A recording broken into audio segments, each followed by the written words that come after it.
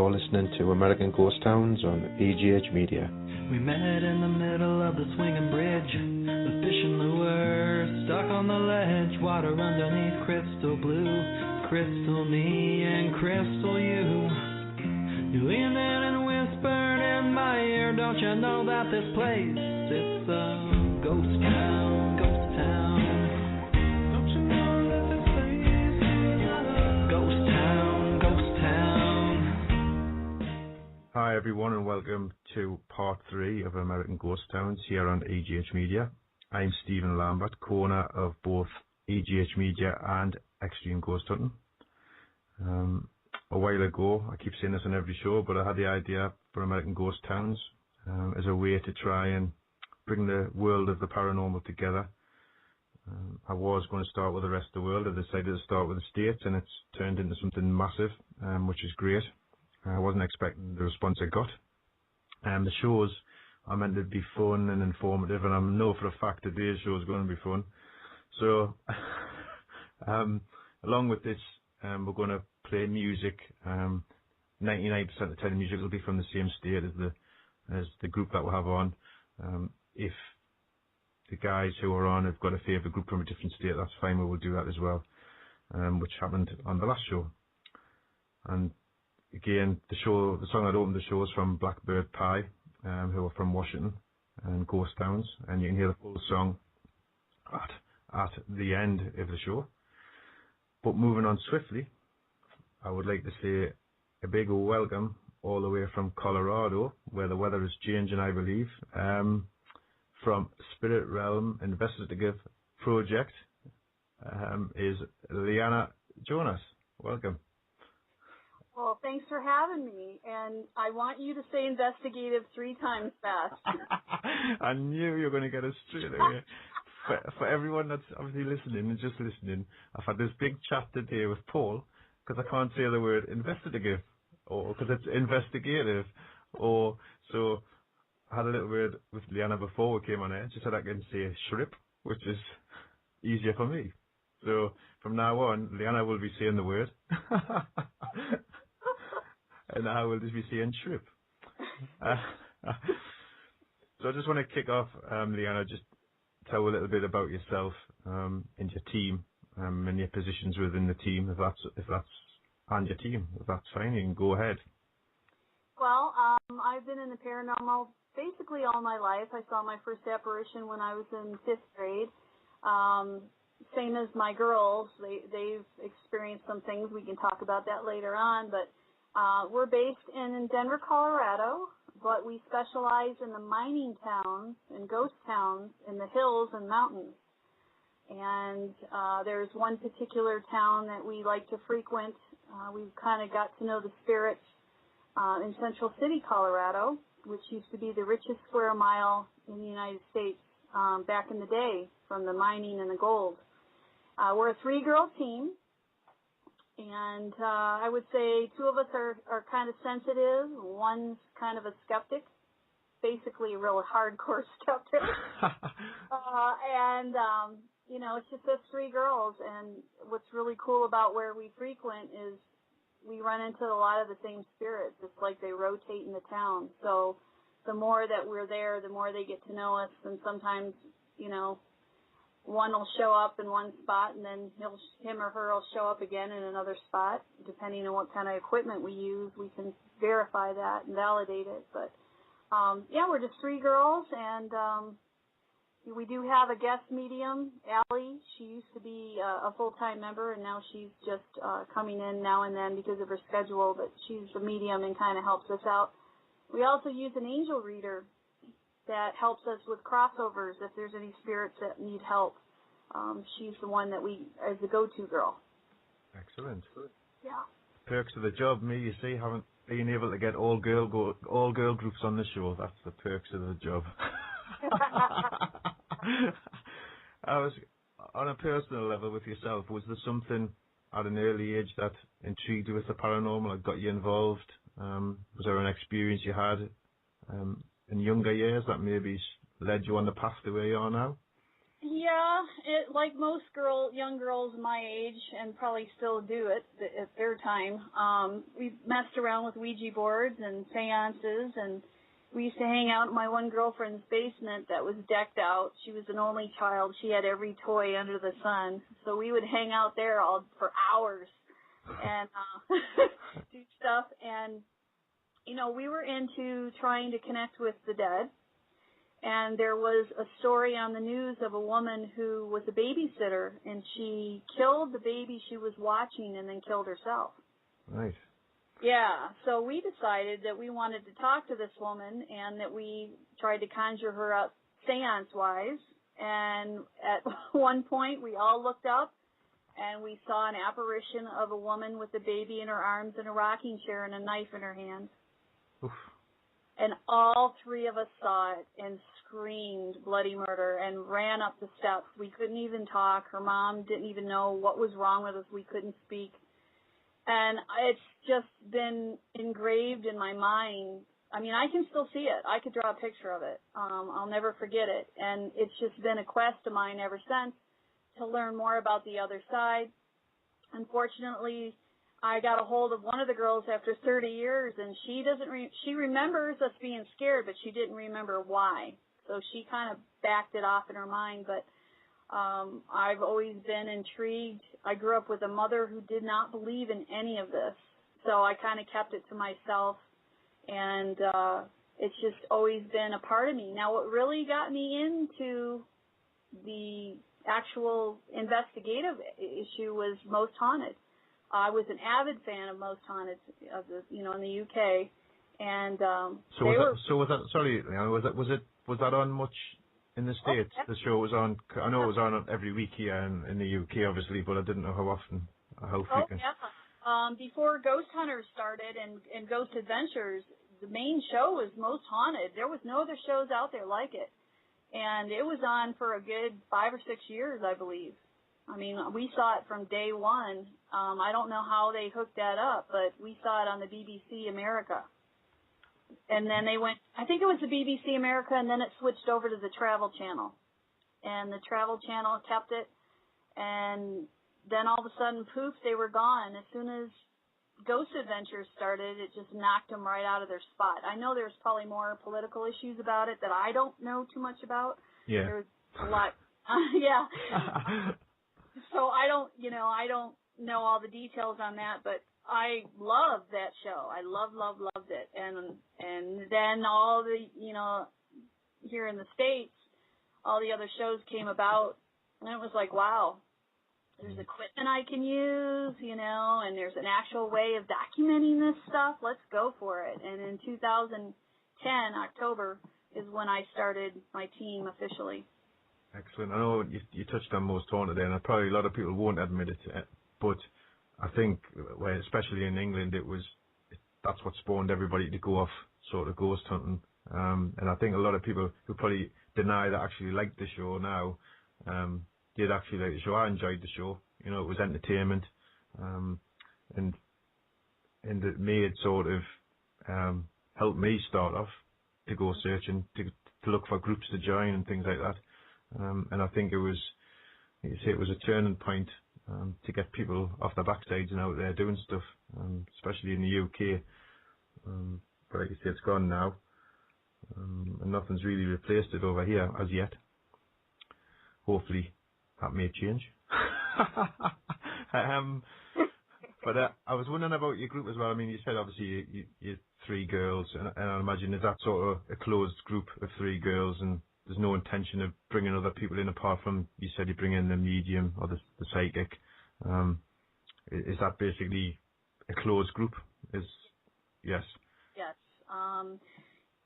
As you know, there are a lot of teams out there that have many people. I'm basically the manager, the founder, and I run, I'm the lead investigator, and I find it very hard to deal with that many different personalities. Yeah. You have respect issues, you have organization issues. It's just too much on my plate. I'd rather have it a close-knit team. Everyone has their jobs and responsibility, and since there's only 3 of us, that's a big load. Yeah. But you own your own. You own it. You own your own job, and and it's also easier when you're staying in a hotel room. You know, I get my own bed. That's the rule. The other can share a bed, but and you know, as far as mixing it with guys and that too. I mean, I would probably have an easier time with men because it's kind of drama free, but no, I think it works with us women. Not to mention, I think women are more intuitive, and for some reason the spirits aren't bothered by us. They're not afraid of us. I think with men sometimes, depending on how you come across, you could be kind of boisterous and scare the spirits. I think we connect on a different level, especially with children and other women, especially in the locations that we do. A lot of them from the 1800s were prostitutes, bordellos. The children died of scarlet fever. They died at very young ages, so there's many children there. We just seem to connect with them because they feel at ease with us, and we're very respectful. We don't provoke. I've only provoked on a couple times, and that was with a murderer who murdered his wife and son. And I kind of challenged him. And in fact, I just ran into him last month in the jail that he was housed in. He's really good at trying to get inside of me, emotionally. So, no, it's a closed group. It's going to stay a closed group no matter how much aggravation it could be at times. I know it's pretty similar to Paul and myself, and I don't think Paul has enough to do keeping me in line. Keeping an eye on my crazy antics without I'm just carrying on there. He loves us really. And he's not here to argue, so that's fair enough. So Paul, we're pretty similar. You know, we trust each other. A lot of it's to do with trust as well. And we're involved in a lot of stuff where, unfortunately, you can't talk to other people about, you know, projects you're involved in. And it's silly, really, but that's the way life is. You know, you can't talk about things really that you've got going on. You have to have a close-knit group. And it works well. So if it works, you know, why change it? Exactly. Yeah, I mean, on the same sort of thing, I mean, Paul and myself organise a lot of events. Not as many at the minute because of commitments, but we organise events for the public. Do you do that as part of your group, or is it solely investigations for the three of you?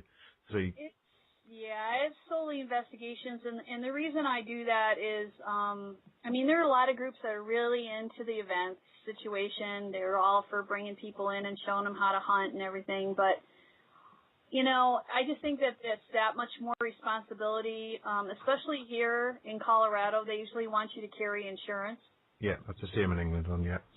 And I don't want to deal with that. And then you're dealing with a nonprofit, and then you have to file taxes, and you have to file a nonprofit 503, blah, blah, blah, blah. And I'm just like, oh, my gosh, I got enough to worry about. I don't want to have to worry about legal aspects. And not only that, you know, most people don't have equipment, so they're going to want to use yours. And it's so expensive these days. The last thing I want to do is worry about where my equipment goes and if someone breaks it, or it's just, to me, that's just one more headache. Yeah. You know? I mean, when you're talking about that, you're doing investigations because of what Paul and myself do now, and that we rarely do investigations like that anymore because we're researching ideas for books where we'll have to go off by ourselves. And when we do an event, it's more of a social thing because Paul and myself can't concentrate on, we have to make sure people are safe, you know, have to make sure where people are, where they're wandering about, if people are going some places, the toilet's in another building, so you have to do toilet runs, you know, you're making sure people aren't going in the pub across the road, you know, so your night is basically, you're just an organiser. Apart from being the figure person, you're just an organiser, and we enjoy them because we meet a lot of nice people, and we meet some crazy nice people. But it's more of a social thing for Paul and myself now to get people together who have been before and like to meet up again. So I can understand from your point of view why you don't want to do that, and you know, because we're pretty similar. But I was just going to touch on before we go for the song. You've mentioned a little bit about how you carry out investigations. Is it a lot of technology, or is a lot of it, as I keep saying this on every show, and Paul would say it if he was here, as Paul says it, the Mark 1 human, he uses his senses a lot, obviously because he's a psychic. We strip back all our equipment, just from personal choice when we go on events and do things, but I know a lot of groups are very techy, some aren't very techy, so I was just wondering sort of where you fit in the whole realm of, you may be a bit of mix of both. Actually, we are a mix of both. I do depend on, and both the girl or other girls, depend on your senses. The more I do this, the more I feel things, the more I can feel the energy, I can feel their emotions.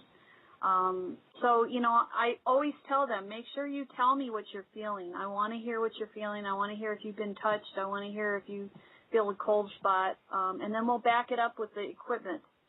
I truly believe in the equipment to the point that let's face it, our job is to bring it to light for those skeptics, or those people that want to believe and they want to see some documentation. You can say to your blue in the face, oh my God, I feel this, I feel energy, and they're going to go, yeah, sure. So you want to have that millimeter to back you up with the EMF spikes. You want to have the video to back you up for light anomalies. You want to have the Ovilus for their speech or their voice recorder to hear their EVPs. So we're really about a mixture of both. We are into the metaphysical side of it. We're into protection. We use stones and oils and do a light of protection ritual before we go into any location, even before we get near the location, because we've had some things follow us and attach to us in the past. But for the most part, we're pretty 50-50 on the actual senses and the psychic. Like Allie used to be a full-time member, and we would use her at the last resort. I wanted to get documentation first, and then if things were rolling along to where I wanted her help, then I would ask, because I didn't want her to taint anything as far as the scientific side goes. So yeah, we do rely heavily on that. My one gal, Marianne, is really she's a heavy-duty skeptic, so she's really into the equipment. She bases a lot of stuff on that more than she does on the feeling, because I don't know, it's because she's more skeptical, and she's not as open-minded about it because she really wants to be challenged. So she doesn't feel as much as me and Jennifer would. So I think that could be, Jennifer and I were talking about that last night. It could be the skeptic side and her kind of closing off. But, that's with time. She may change the more we get into it. But, yeah, definitely. We post all of our evidence. We debunk.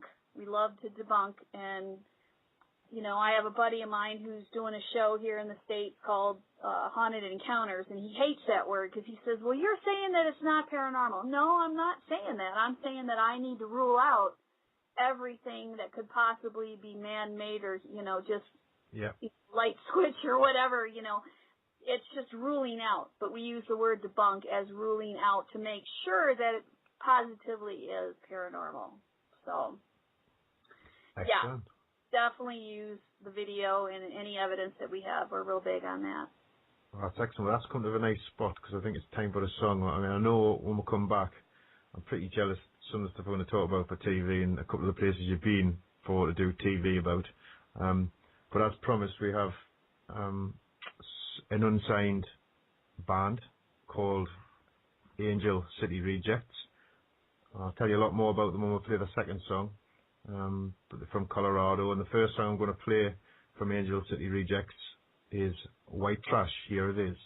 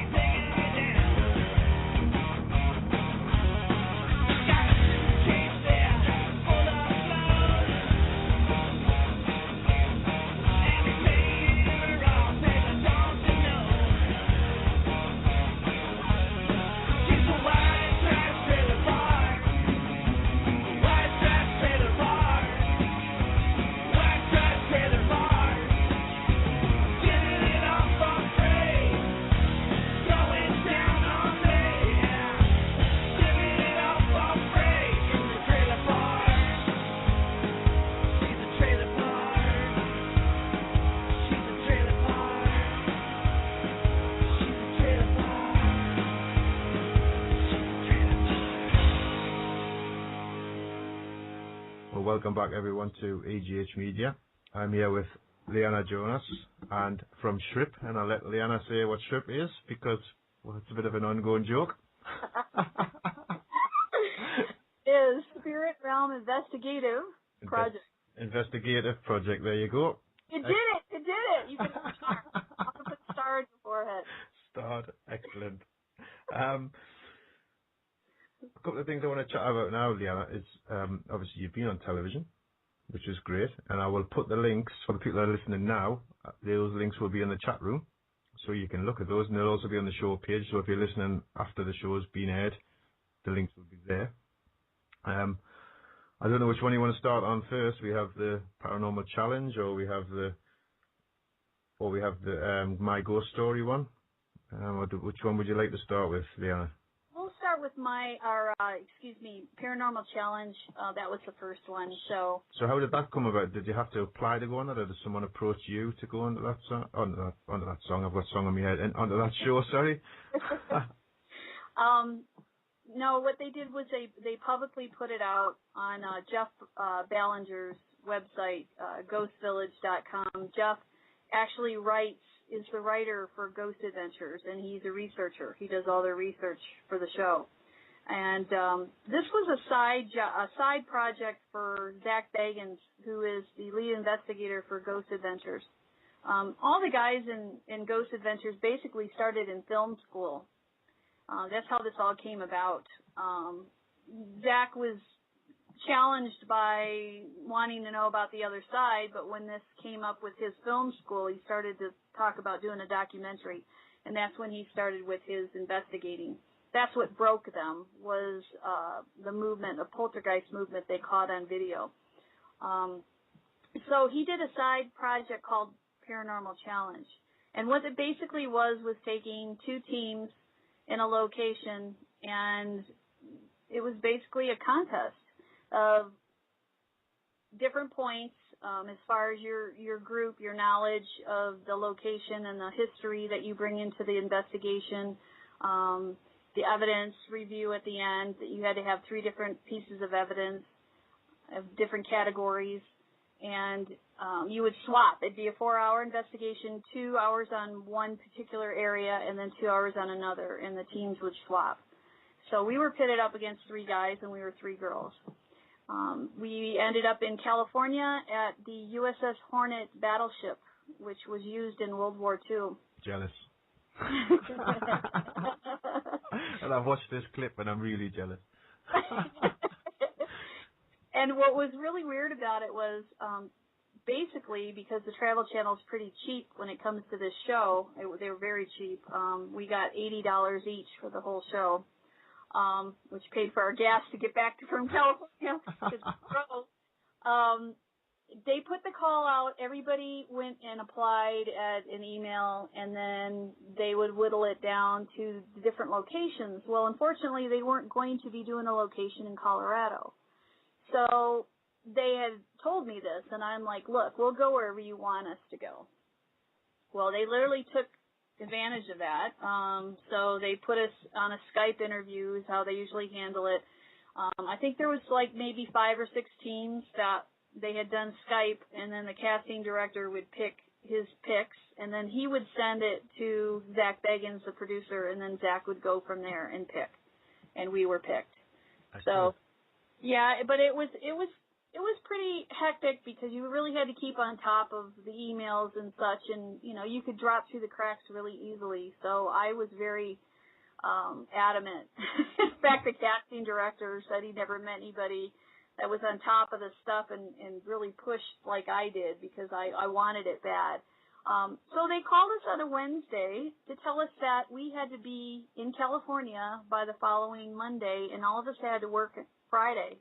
Oh. So Friday night, we packed up the car and we drove. I drove straight through. I had a stick shift, and the other 2 girls didn't know how to drive a stick, so I was kind of screwed on that end. So I worked all day, and we didn't leave till like 9 o'clock at night, and we had to drive through Wyoming and Utah, which is boring.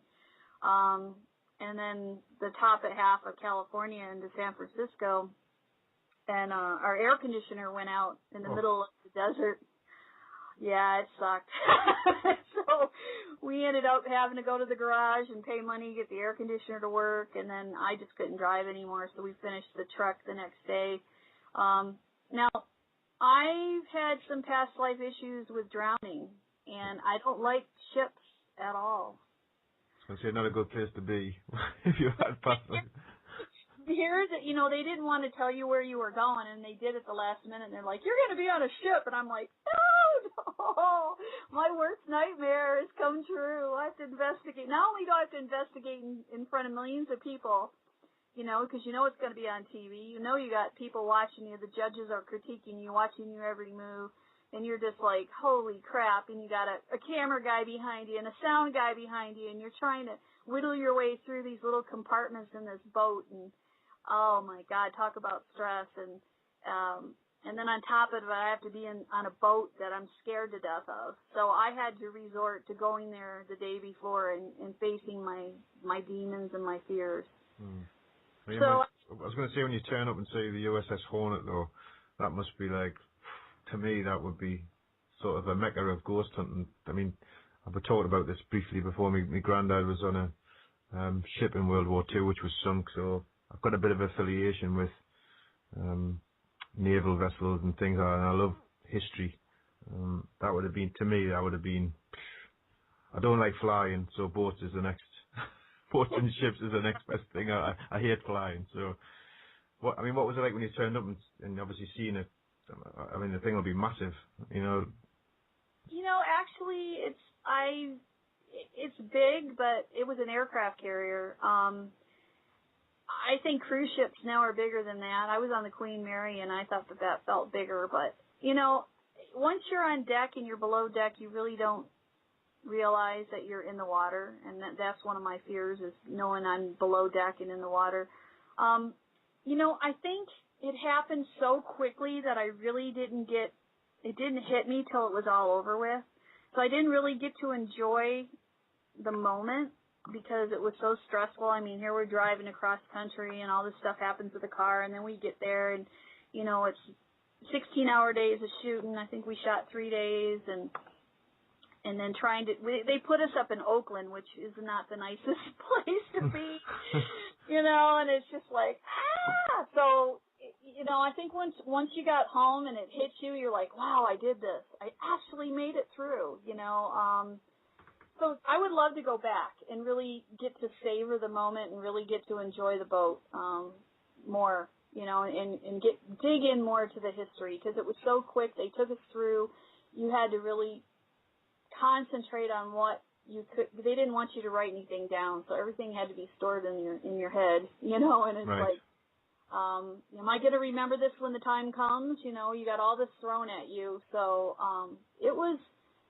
The challenge is true, and people don't realize when they watch this on TV, they can critique you, they can cut you down, they can say, well, I would have done it this way, and I would have done it that way.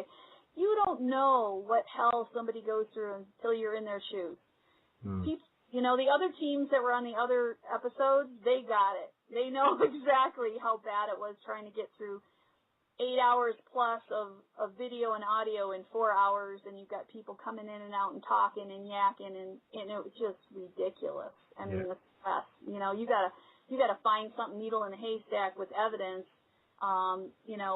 sift through everything that you couldn't actually get through. So it was crazy. It was definitely crazy. Yeah. I can understand that, and the end product, you don't know what's actually going to be cut and put in the end product as well. I know when Paul and myself worked with a production company to do our pilot for television, I can remember we had a script. We actually had a script. They had prepared a script for it, and I had learned and practiced the script from start to finish. But then when we turned up, the director said, we're going to start at part 4. And I'm thinking, well, I know it from part 1 all the way through.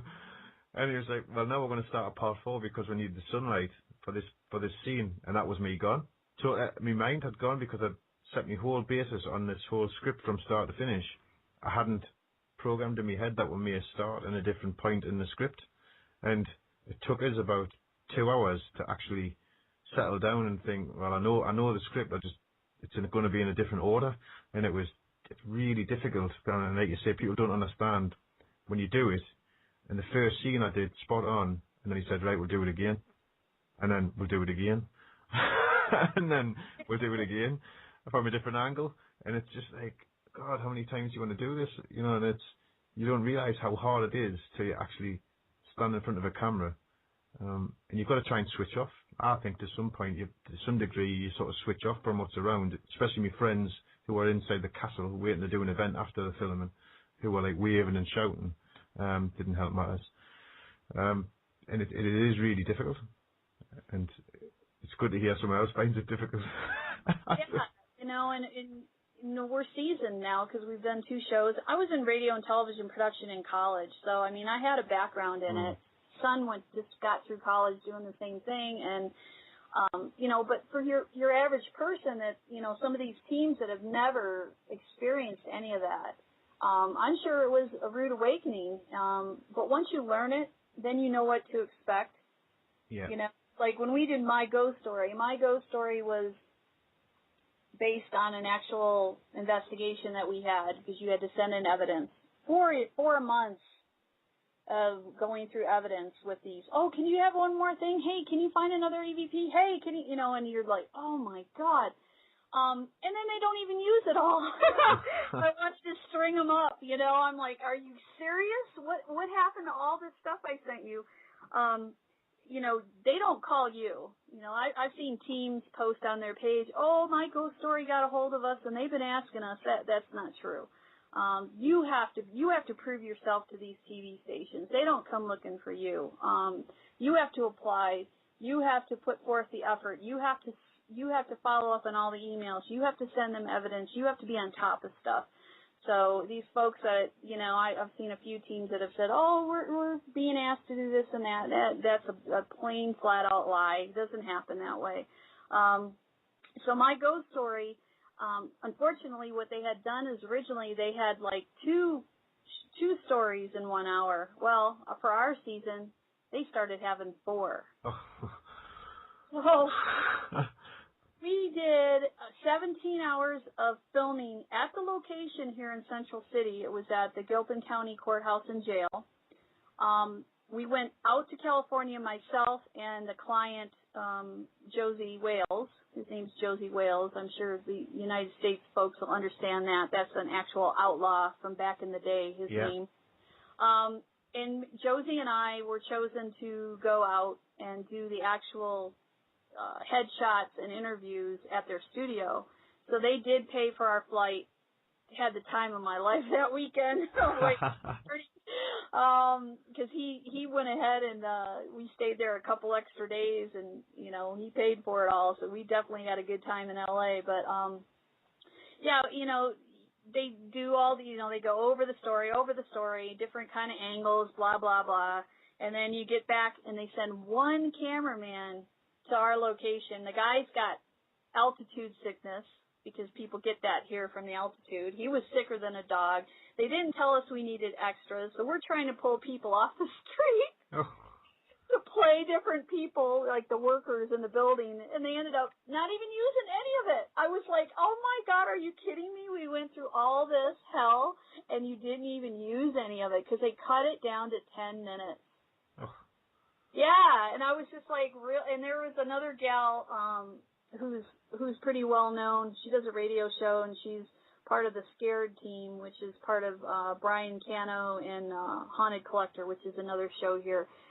We all kind of know each other, but she was on the same show as our team, and I had no idea, and she was the first story, and so we got to talk about it. And she's like, yeah, they try to make me look like I said something I didn't say, and they cut everything down, and I'm like, wow, I get it. So you're so right about editing. You have no control unless you have your own show and you've got it stipulated in the contract that you get to go over your own evidence and you get to pick your own stuff. Yeah. You have no control. And when you're sitting there in front of people and you're having a viewing party, you have no idea what's going to come on that television set.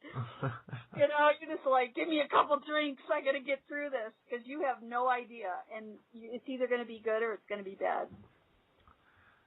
That's excellent. I mean, I've got a little competition coming later. I didn't tell you about the little competition, but I have a little competition coming later as well. But people who are listening now, if you go to the YouTube channel, it's /SRIP3, SRIP3. Again, the links to all that will be in the different in the chat room on Facebook, on the Facebook event. And please go and have a look. There is another video on there which I want to talk about later, which is for things coming up. I think LeeAnna knows what video that is, because I've watched it earlier. And what I want to do is move on to another song quickly here on an ad break. And I've promised I will tell you a little bit more about the group, which is Angel City Rejects. And I'll tell you from the bio, so you've got a bit of an idea. And you can check them out on Facebook at facebook.com/Angel City Rejects. And from the streets and the back alleyways, this is their own bio, by the way. From the streets and the back alleyways of Colorado comes a dirty, nasty little band called Angel City Rejects.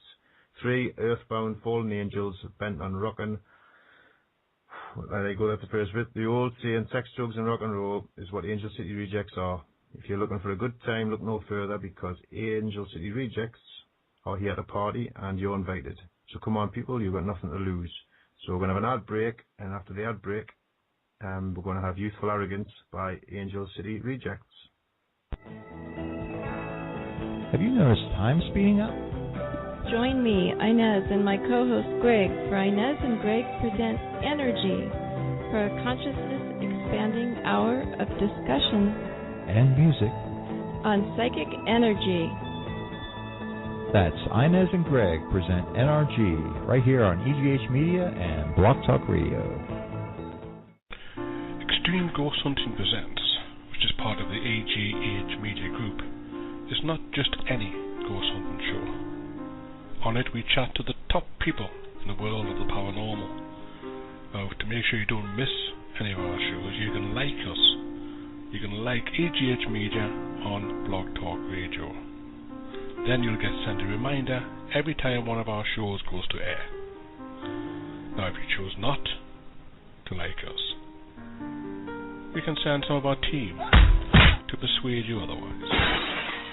You have been warned.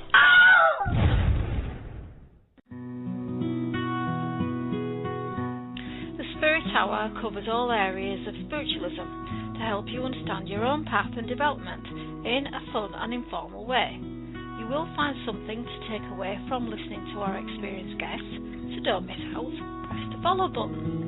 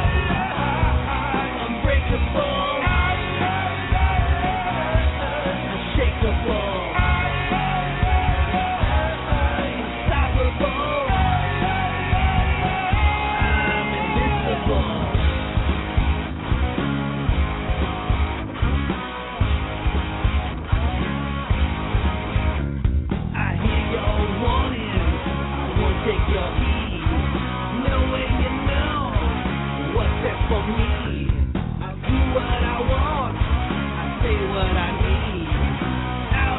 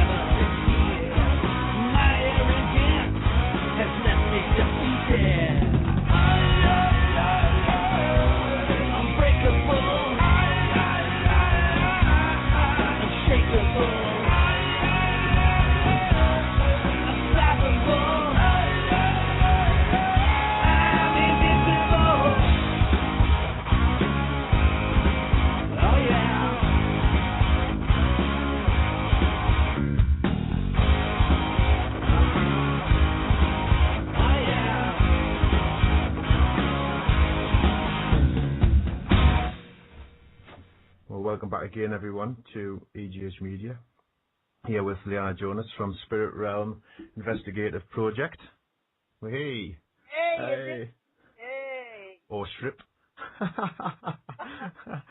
that was before the break there. That was Angel City Rejects with Youthful Arrogance. We've got one more song from the guys, and what I'm going to do, I've got a little competition which I'm going to bring up shortly. So if you've been listening, you've got a chance of winning. And LeeAnna can't answer because she knows the answer, and if she answers before everyone else, I know she's cheated. But I want to touch on a few of your locations. Obviously, you've mentioned locally there's one place or a few places you like to go to, and I was just wondering if we could have a little chat about some of your favourite locations. Okay, well, there's a lot of them. The area that we're in, most of our locations, no team has ever been in there before. I get along with a lot of the folks in the town. I have a lot of connections, so they're real partial to us. They let us do pretty much what we want. There's one location that hadn't been ever touched. Unfortunately, after somebody found out we were in there, they had to get in there really quickly, but it was a murder house in Russell Gulch, which is right outside of Central City, and the man he's a murderer actually, killed his wife and son, shot her, put her in bed, covered her up, asked his son to come in, said, "Honey, look out the window, be quiet, Mommy's sleeping," and shot him in the head. Oh. And it was brutal, and put them side by side in the bed, covered them, and left. Went on a bender and drank, and went into town, into Denver, to see his mistress, and just acted like no big deal. He would come back to the house frequently and check in, and they're still laying there dead. And I believe this happened in the winter, and that's the only reason I can say that the bodies didn't decompose and smell that bad, was because there was no heat in the home, because they used those potbelly stoves. Right. And he left them there where the landlord came in. He was going bankrupt, and they were taking his furniture. And believe it or not, these folks would go in there and repossess their furniture and never notice that there was 2 dead bodies in the bed. Oh. And this is a tiny house. This is really small. And finally, he got caught, and they put him in jail, and he was later hung. He was housed in the Washington Hall jail, where we just did an investigation last month, and that's where I ran into him again, because he's still around. And the reason I know that was my angel reader went with us back to the location, because I seriously thought that the mom and the kid were still there stuck, because I've never had this happen to where it just basically went inside of me and started making me cry uncontrollably. I never felt such sorrow. And it happened to my medium also, Allie. We couldn't figure out who it was, and the angel reader finally told me, LeeAnna, the mom and the kid have crossed. It's him. And I said, well, why in the hell would he want to try to invade me and let, She goes, because he knows you're a mom, and he feels remorseful for killing his son, and he wanted you to know that. And she said, he's standing right outside the window, I can see. Because she kept him at bay. She uses angels. She kept the angels to keep him away.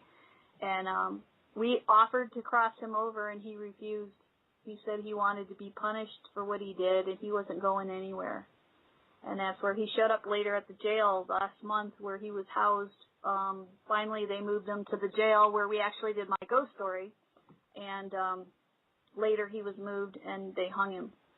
So what's really weird about, just like where you're at, you have your history. You have all those years, especially with you, with being in the UK and such. I was winding another group up the other week, because I was talking about castles as though they were just the norm. Like castles. Oh, and we're like, oh man, I want to go there. You got decades and decades of different, generations of people that go hundreds and hundreds of years. Here we don't have that. I mean, we say the 1800s and we think that's old, So, but yeah, so that was a really good location. Another one was where we actually crossed over a little boy that his mother was a prostitute, and she had passed before him and crossed. And when he died, he stayed there. waiting for her. And there again, the angel reader helped us. We've got that on our YouTube. You can actually see the light anomalies around us as we're ended up in a stage area on the stage, and she helped him cross over, and it was pretty emotional. But, we're really all about that. We're about respect. We're about trying to help the spirits. It's not just about getting evidence. There's more to it. It's about telling these people's story and helping them if they need it. There are some that I'll ask with the obulus. I'll say, do you want help? Do you want help crossing over? And they'll say no. The word no will come right up. No. And I'm like, okay, that's cool. I'm not going to press you. I'm not going to push you into something you don't want to do. If this is where you want to stay, that's your prerogative. You are a person just like me. And that's what I think a lot of people don't realize, that might not be investigators. They're just watching this on TV, and they think it's so cool to run into some demonic entity. They think it's so cool to provoke. They think it's, they don't realize that this was your grandmother, this was your father, this was, your aunt, whatever. These were people. Would you want to be disrespectful to would you want someone to call your grandmother a name? Really. So I don't believe in provoking. I just don't think it gets you anywhere. A lot of people think that you can get more out of a spirit that way, to have them, show some activity. I think that's disrespectful, but that's just my opinion on it. I mean, everybody does their own thing. But so I'm kind of partial. I'm protective of the spirits that we run into. Yeah. I mean, that's, go on, sorry, but yeah, but. What's that? No, sorry, I was gonna come in, but you said but. Sorry, hon, and I was you carry on. Yeah. So I mean, we're just all about being respectful, and I don't want to see a team come in there, and I've heard of some nasty teams that are around here that love to go in and swear at these spirits. Really, where's that going to get you? It's going to get you a nasty attachment, is what that's going to get you. No, definitely. And that's another thing that people don't realize, that this is real. This isn't BS. This is real. There are demonic entities. There is negative energy out there. And you piss one of them off, and they're going to say, okay, fine, I'll show you. I'll just go home and wreck your life. I'll invade your home, and I'll haunt your family and your animals and you. And people just don't realize that there's another side to this. You have to be careful. No, definitely. I mean, on the last event we did, Paul and Alison Wynne-Ryder, who was part of the Rescue Mediums on TV in Canada, helped a little girl cross over in the castle we were doing an event at, and it was quite emotional. I'd never actually physically been witness to that being done before in all my years of, I hate the word ghost hunting, but all my years of doing events and doing investigations, I'd never witnessed never mind two people help a child cross over to one of her parents who was waiting, and it was quite an emotional thing. There was a lot of people actually crying in the room who were on the event, and it was quite an emotional, sad thing.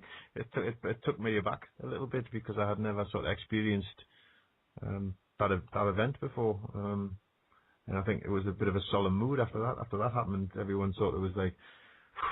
It took a big, it took a lot out of people to actually to witness it. But didn't it give you satisfaction that you could help a spirit do that? Yeah, I mean, to see Paul and I mean personally I didn't, but to see Paul and Alison work like that and move something on and see people's reactions to that, to see obviously people had a heart, people were obviously sad about it. It does make you feel quite good that you've helped, and a lot of people listening will think, rubbish or whatever. But that until I actually experience it, even if you don't believe what's happening, just the actual thought of what's happening, to help a child pass over who's, or move over, it is an emotional event. And as I was touching on here, the one about children, spirits of children, and that's my biggest fear. I've told every group this, so if I ever come to the States, I'll have this punished. Is the spirits of children that just spooks us out, and nurseries, and we only get these nurseries and all little children's toys and China dolls. I hate China dolls. Is my biggest. I absolutely hate them. To scare us to death. And then, so Paul's threatening to take one with her next time we go investigating. Well, now I know what to send you for your birthday. Yes, send us a... I'll find you a China doll. Oh, no, porcelain, and then porcelain. Terrible. So, couple of quick questions. Mm-hmm. I know you touched on this earlier about the use of one, and I'm asking every group this, just to get a broad spectrum.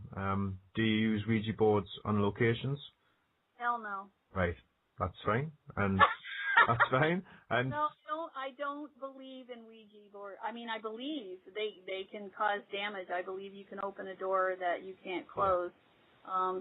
I messed with them when I was a kid, and I can communicate with the spirit just fine with my equipment and myself. I don't need a Ouija board. Yeah, I think that's 3 no's up there now, actually, so that's quite interesting. It's just to get a yes or no. It's not to chastise or have a go at anybody for the use of them. It's just to find out a broad spectrum, because it's that subject where there's a lot of people frown upon it, and a lot of people aren't bothered about it. So it's just an idea of, to get a broad spectrum. Obviously, we're going to do a lot of groups. That sounds terrible. We're going to interview a lot of groups. That, it's just nice to get a broad spectrum of what people actually, think. But that's that quick question. The next quick question, which is your best location and why, or which is your most favourite? It could have been the most evidence or the most scariest event or activity. I would say it was the Gilpin County Jail, only because that's where we did our My Ghost story. What had happened was there's a gentleman, Josie Wales, I was telling you about. He had worked there for 17 years, and he had basically made a relationship with the murderer in the jail in the basement. And he would tell this guy his woes. Well, it started to affect him where this thing started to take him over, and he had an attachment, and he had a possession. It grew to the point to this day that he blacks out and this thing takes over. You can see the change in his eyes. And I've done research talking to his family members about this, and they all believe that he is possessed by this man. So I think that was probably the most interesting, because he ended up scaring the hell out of my one teammate and following her home, and we had to cleanse her. Yeah. So this is the invasion that we had upon the team, and he still lingers. I stick up myself with him. He doesn't get too far with me. I'm kind of a bitch that way. I don't know if I can say that word. You might have to bleep me out. No, you swore before. It's all right, son. But yeah, I got his number. It's like when we were flying to LA, I was with the guy that was possessed, and he said he wants to come with us, and I said no, he's not. And I said, I'm pissed at him. He's come after my team, and so I looked him in the eyes and I said, I want to talk to him. And his eyes changed, honest to God. And I said, listen, buddy, if you want to go, you have to behave yourself, but you're not allowed to hurt my team anymore. You're not allowed to come near my family, any of my teammates and their families. I'll let you go this one time. Be on your best behavior and don't screw with me. You understand? He goes, and my buddy says, yeah. Josie says, yeah. He understands. We had the best time. It was great. But, you have to have boundaries. You have, even your psychics and your mediums, they have to have boundaries, because they channel. And these entities can get a part of you. I mean, Allie used to tell them straight up, I'm no more. I'm stopping. You're not going to invade me. You're not going to attach to me. And she knew her limits. And I'm sure your buddy does the same thing, Paul, right? Yeah, Paul. He knows when he's in trouble, and he knows when he has to cut it off. So it holds true for anyone. And investigating, you're putting yourself in harm's way, and you're putting yourself in danger all the time with these entities. You just have to put your foot down. Now, sometimes that doesn't work. Sometimes they don't care. They're going to do what they want to do. But you got to put that foot forward, and you have to protect yourself somehow. Thank God up till now, because Paul's a baker, not a beggar. Like my accent. Someone, bless him, Jerry last night thought my accent I sound like a beggar. Paul was a beggar. He's a baker. He's 6'2" or 3" with baldy head, goatee beard, tattoos. So I wouldn't like to think, I haven't had the pleasure yet of having to pull Paul around or from an attack, or Paul's pretty in your face type of medium. But I wouldn't like to think Paul ever got taken over by Spirit, because it would be quite a hard job to actually get him back, I think, because of the size of him. But what we're going to do there, we're going to go for the last song. And when we come back after the song, I'm going to a little bit more about Angel City Rejects. So have a little competition question. Uh-oh. But what we're going to do first, we're going to play the last song from Angel City Rejects. I love the title of this song, but before I tell you what the song is, I just want to give you a couple of links to the guys, which I didn't give before. If you obviously SoundCloud/Angel City Rejects. If you go to Reverb Nation/Angel City Rejects, you're getting the idea. MySpace.com/Angel City Rejects. And if you go on, obviously, Facebook, Angel City Rejects. This song, which I love the title of, which you're going to hear now, is called Life Sucks, but in brackets, it never swallows.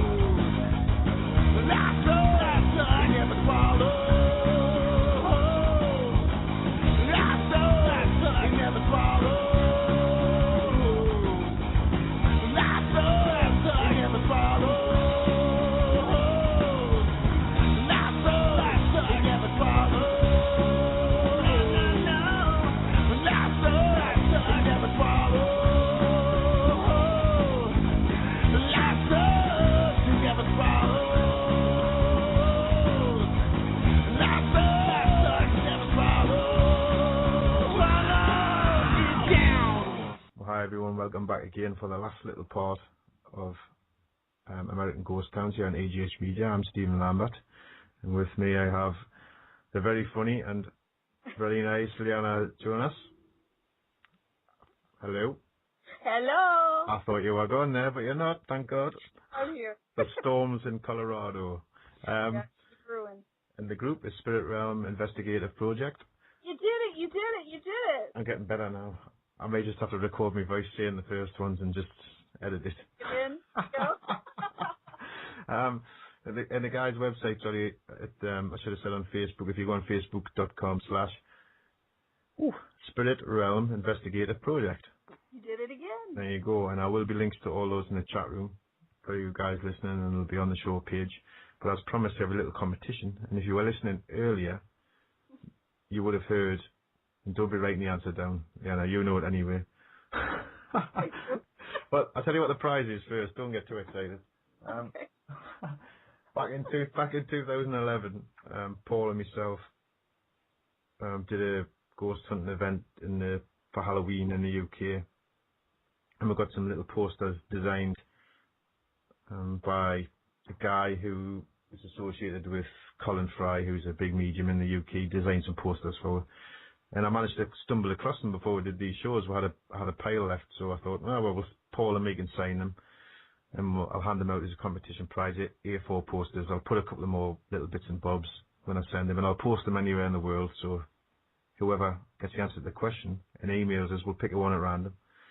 And if you were listening earlier, the question is, on the Paranormal Challenge, when LeeAnna and the girls were on the show, what was the name of the ship that they were on?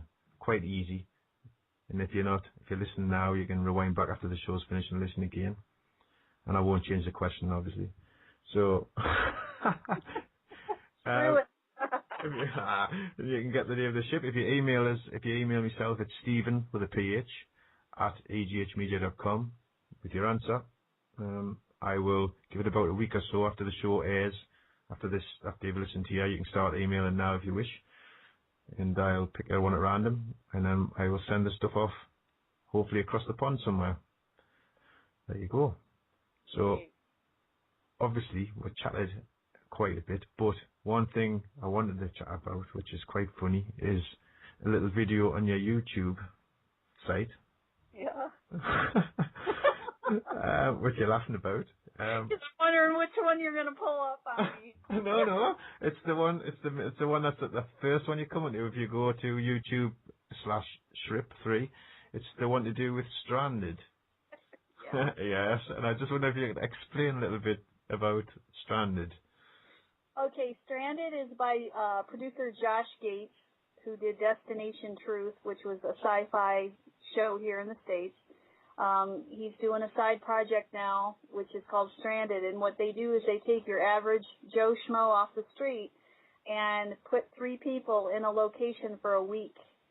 They are by themselves. They have cameras rigged everywhere to watch their every move. They do give them some ghost hunting equipment, investigative equipment, and they document their days. And unfortunately, the people that they've had, most of the people on there have broke down and freaked out, and you just want to slap them. I do.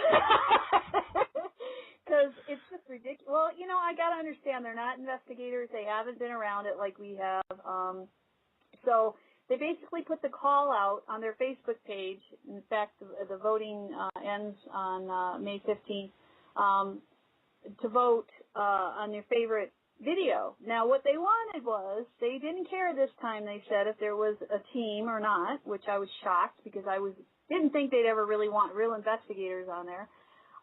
But they wanted it to be funny, and they wanted it to be outgoing, and, something people are going to, let's face it, it's TV. They want entertainment. Yeah. So, me and the girls went and had dinner and a few drinks, and...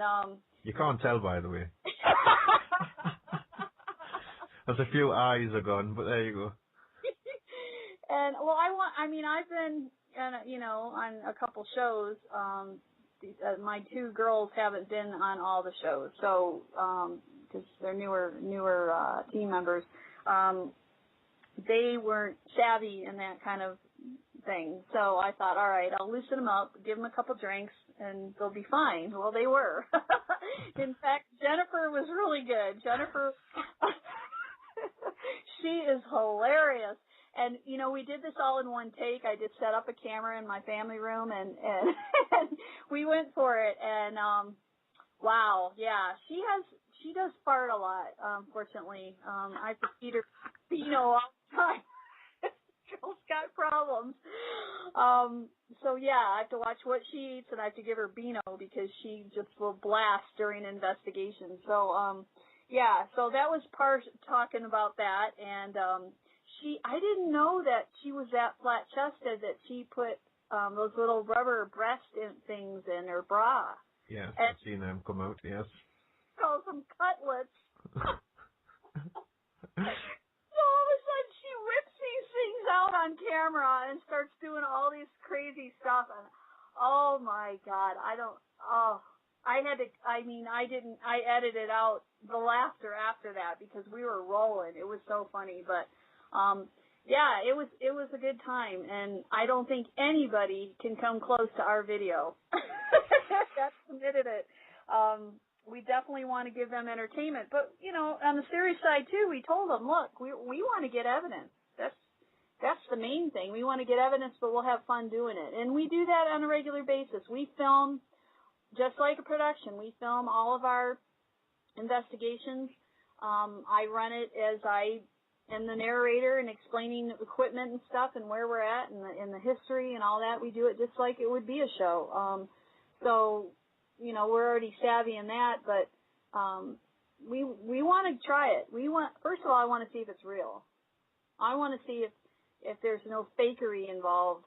I hate to say that, but it's TV. So I want to check that out. Unfortunately, I'm at the mercy of editing, so even if we do catch them, no one will ever know. We'll just edit it and make us look like idiots. It can happen.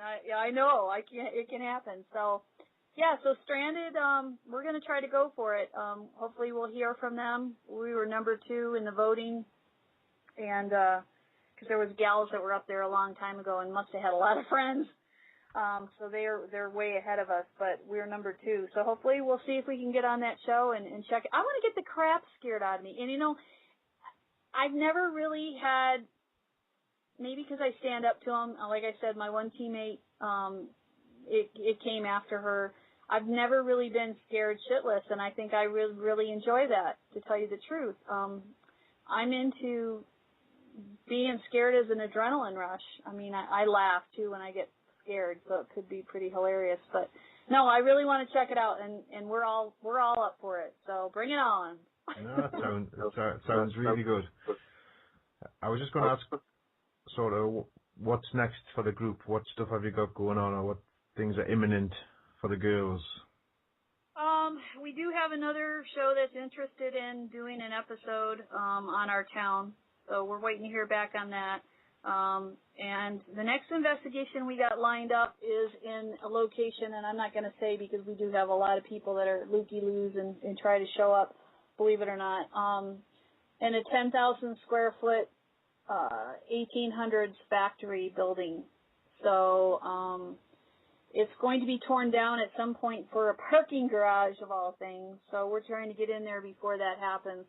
And hopefully if any spirits need any help, we'll try to help cross them over at a later date before that happens also. So it's going to be a huge taking because it is so large and there's only 3 of us. So there's going to be a lot of ground to cover. So we're real excited about that. We've got another location up in Colorado Springs area by a private owner of a location that has a lot of historical value, and he believes that his family is lurking about, his grandfather and grandmother and such. And he just wants to communicate with them, so we're going to do that. We've got about 3 other locations that we can't, can't disclose. We can't tell where it's going to be. Yeah. So, much like you have to keep things under wrap. It's very hard and it's very difficult, but at times you have to do it. Yes. You have to. And, with the competition out there, too, if you want to be the first in, you don't want to blab it all over because who knows if somebody can get in there before you. So, especially on something fresh that's never been, you can imagine a spirit has not seen another person or had any kind of communication, and here you've got somebody coming in that actually wants to talk to you and can hear you, with their equipment. And if I was a spirit, I'd be elated.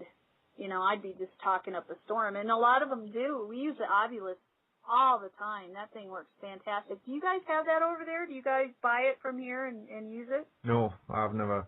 You might want to explain what that is quickly. An Okay, that's made by Bill Chappell, who lives here in Loveland, Colorado. He's an engineer, and he makes scientific equipment.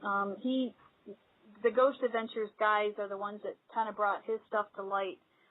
He makes this box that can transform the energy from the spirit, and it even gives you a power of how much you're getting, and translates it into words. It has a database, it has a dictionary mode, it has a phonic mode where they can just try to talk on their own. It's computerized. You can hear the computer voice, unfortunately. It's not like a voice recorder where you're going to pick up an actual spirit's voice or whisper. Yeah. But they can actually talk, and sometimes we get 3 words at a time, and it's not supposed to do that. It's not programmed to do that, but it does. So you have to kind of be like an investigator or a detective. You're trying to put the words together and put the story together.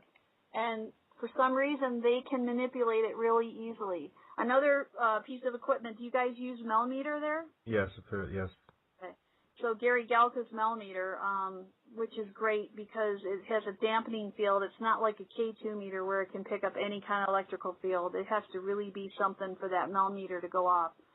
So that's another piece of equipment that we love to use. But the Ovilus is, as far as communication goes, where I go, they figured it out, and they use it. And sometimes you can get 3 or 4 of them. Like the other night we were in this house that hasn't been touched. It still has the clothes and the furniture from the 1800s, and the city owns it now. And we got Anthony and Mandy, and I mean, we got like 7 or 8 names of all these people, and I'm like, what are we having, a party here? And I don't think they had anything to do with the house. I think they were from down the road. I think in this town hey, they're here, and they all show up. I've had the same names come up, the same last names come up, and the same stories from some of these spirits. So that's how I know that they can travel. And they can show up, and they do. And it's like, hey, the party's down. These girls are down. They want to talk. So that's what keeps us going back there. Why not? No, why not? Why not? I mean, it's there. They like us. We like them. We find out things. The stories grow. We can help some of them. So it's like a gold mine of spirits. Why not go for it? People say, well, you guys should go somewhere else. Well, it's not. They're all not going to be around here forever, and a lot of these buildings got either closed, destroyed, fell apart. I mean, so we were lucky to get in there when we did. So sounds excellent. Sounds excellent. Now, what I normally ask the guests that we'll have on is if they have any questions, or you have any questions for me. I got off scot-free last night. So.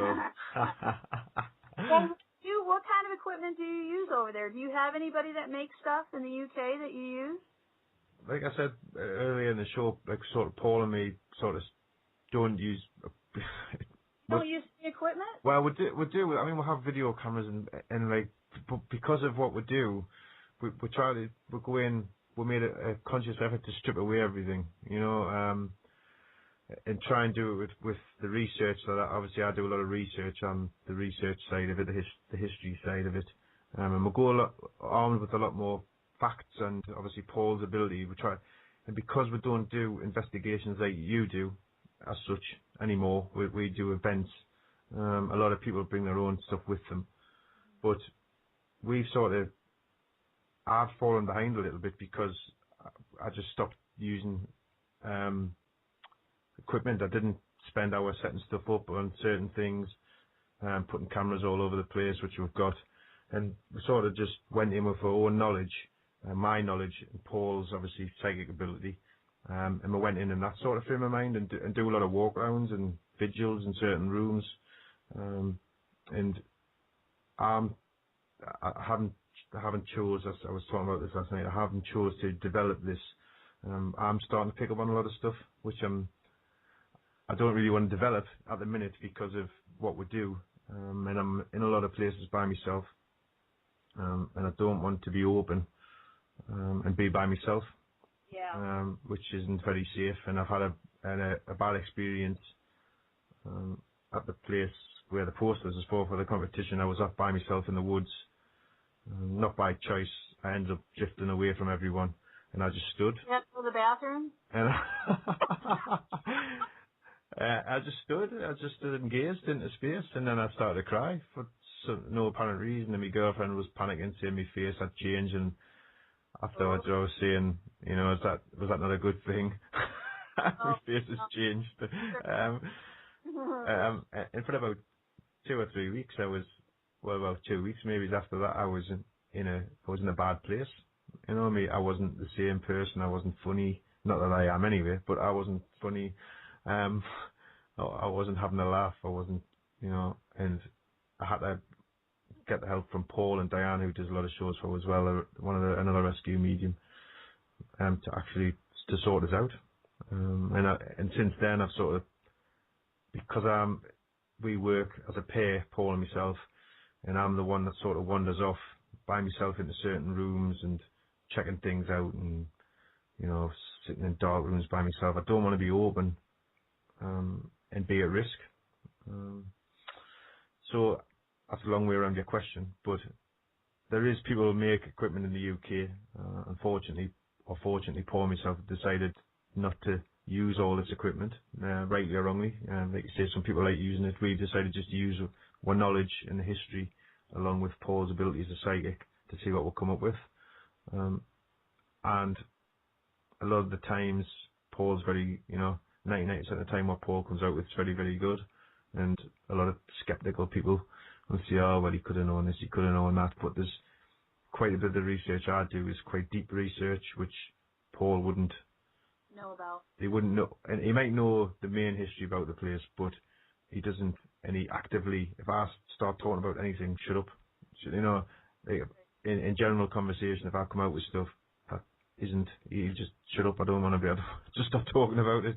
And that's the way we sort of operate, and well, no, you guys have a different, you're more sensitive, you use the psychic and the metaphysical side. Well, we try to integrate that, but here in the States, I'll be honest with you, these skeptics will eat you up alive. I mean, there's groups that have Facebook pages based on just going after teams and trying to say they're fraud, or they don't have the right evidence, or they don't know how their equipment works. I mean, I've had someone come after me, and I just nipped it in the bud and said, I know what you're up to, and I'm not going to play your game. Go play in somebody else's backyard. I'm not going to feed your little game. No. So yeah, you guys would probably get eaten up alive here at first, because you'd have the people that believe in what you do because they believe in it, but then you'd have the people that wouldn't, and they're going to want, the evidence to show to back it up. So. Yeah, I mean, to be honest, we'll never go out to sort of prove to anyone. I mean, I've had this thing for a long, long time where I've got footage, which to be honest, I've never even looked at from 10 years ago. I could have caught everything on this footage, but no matter who I show that footage to, everyone has a different opinion of what that footage is. And I'm not out to, I'll pour myself on out to basically to say to someone, this is this and this is that. I think if someone experiences it personally, some people are never ever going to believe. You could show them anything, the most compelling footage ever, and they would still say, no, it's this or it's that. Until these people experience it personally, you're right, and take it away with them. And all I've seen on events is, look at Paul and me aren't here to prove anything to you.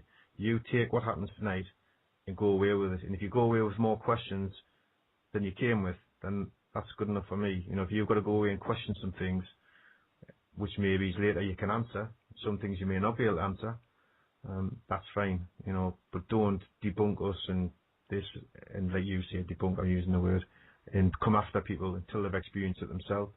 And we're a firm believer is if people have to experience it themselves, but that's, like I say, everyone's different, and that's why we're doing these shows, because I'll have people on the show who are just, the total opposite to Paul and myself, and that's fine, and I haven't got a problem with we haven't got a problem with anybody else doing things the way they wish to do it. That is entirely everyone's choice. And that's us really in a nutshell. Well, I think people just need to realize in the paranormal society and community, period, you need to respect other people's opinions. I mean, I might not agree with it, or this person might not agree with what I do, but, I'm into trying to prove to people, unfortunately. I want to catch that footage. I want to, and then they can say, well, you guys mess with the footage, blah, blah. Well, I know in my heart, I know it's true. I know that I haven't fraudulently put anything out. I can stand behind what I've done. So as long as I can do that, I don't really care what the rest of them say. But to me, it's a quest to actually to find something. It's like a kid in a candy shop when you get an EVP. You're like, cool, and that's why I don't like doing groups, and that's why I don't, I go to these events, these paranormal events that, the celebs put on, there's so many of them here in the States, and the chances of you really getting anything happening is it just doesn't happen. You've got contamination, you've got too many people in a room, you could have 50 people in one spot. And then sometimes it does occur to where people experience things, but no, it's hard when you're trying to manage all these people, like you said, this one wants to go to the bathroom, I got to keep an eye on this guy, blah, blah, blah. So you can't really go on your evidence because there's too much contamination. Mm-hmm. Let me ask you this, though, because you guys are psychics and you're open to the metaphysical area. Do you use any protection? Is there anything you do to try to keep yourself in arm's way from some of the negativity? No, I mean, Paul does all the protection. I've mentioned about having some ability. And I don't use it at all. Well, I try not to use it at all. I try just to focus on the historical stuff and the research I've done. But Paul does all his protection before we even get to the location. A bit like you said before you even get there, and Paul's always on top of, like I say, I don't know the ins and outs of how he totally does his protection, but I know for a fact he does it before we even arrive to the location, and whilst we're there, we're fully protected as well.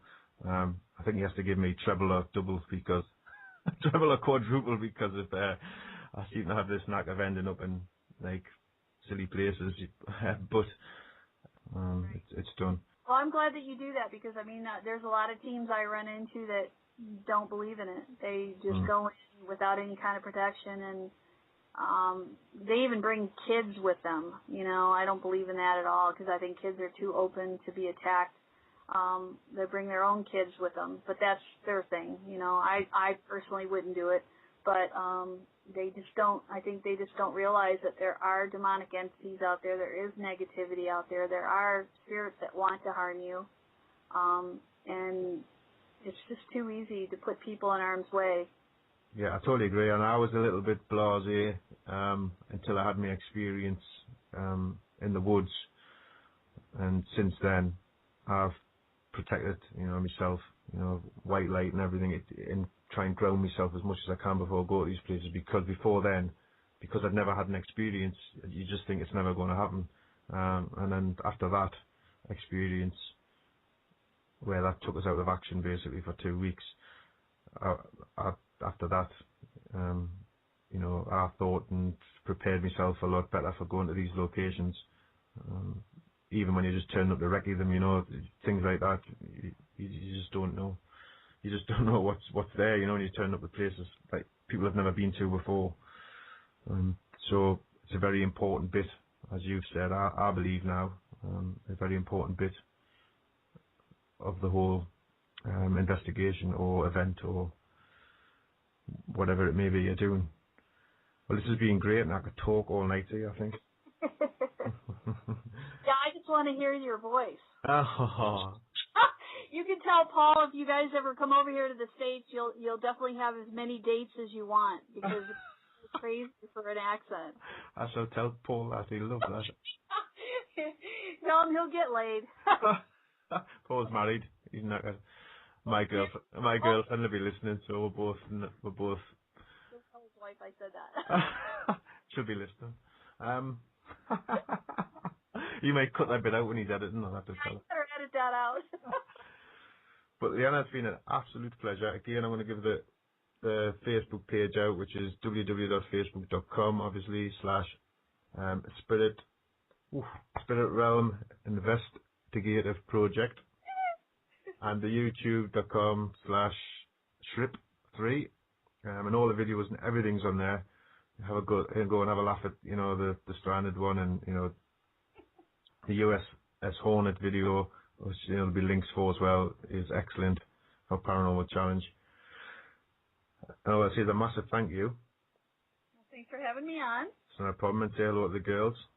I will do that. And God knows what happens if we do come over after what you've just said to the States. But as promised, I'm going to play out with Blackbird Pie, and this is Ghost Towns. Goodbye, everyone. We met in the middle of the swinging bridge, the fish and lure stuck on the ledge, water underneath crystal blue, crystal me and crystal you.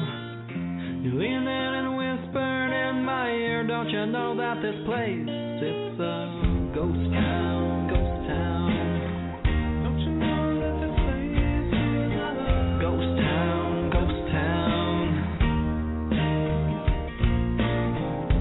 Lovers walks, lovers talks, lovers lane, against the grain, against the flow, against the tide, against the world, I was by your side. A woman leaves, a poor boy cries, and if you try to come back, well, you know, this place will be a ghost town, ghost town. If you try to come back, this place will be a ghost town, ghost town. Wednesday at noon, the siren wails, reminding us that we are frail, 'cause the earth doesn't cry when steel bites the ground. Well, you know that the